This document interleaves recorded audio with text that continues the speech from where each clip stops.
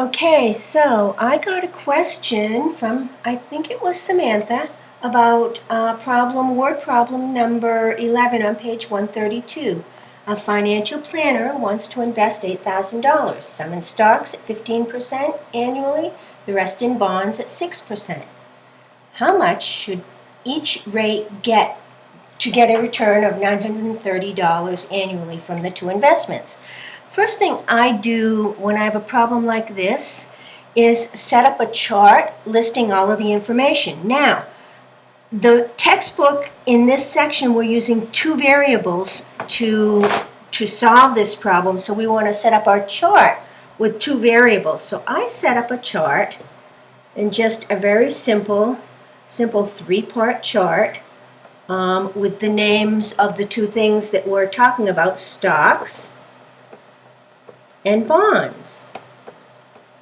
And then I need to know how many of each part, the percent of each part, and then the total value that I get for each part.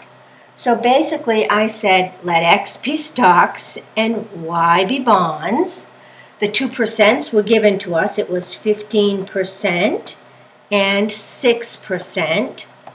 And then when you multiply these together, it becomes 0.15x or 0.06y. Remember, when we use a percent in a math problem, you need to change it to its decimal value, or you could use the fraction 15 over 100 and 6 over 100.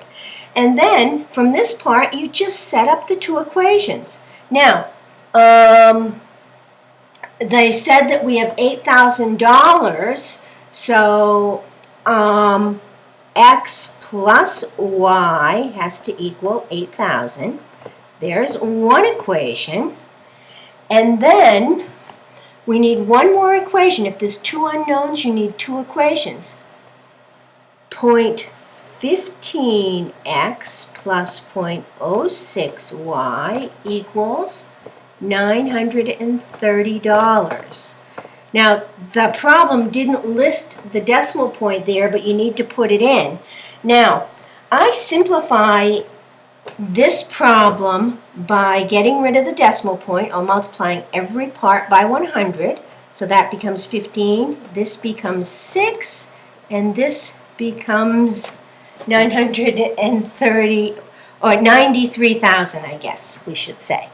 Now it becomes easier to solve. Another thing I do is I like to reduce an equation if I can, and I notice that this can divide by 3 and have an easier equation. So I'm going to divide all the parts by 3 here.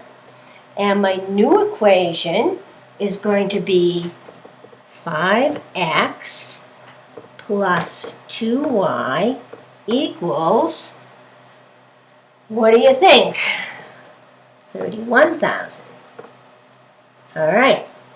Now I need to use this first equation with that one, and I need to either add or subtract them to get to be able to solve for x and y. So I'm going to move this equation up here, but before I do, I'm going to multiply it by -2.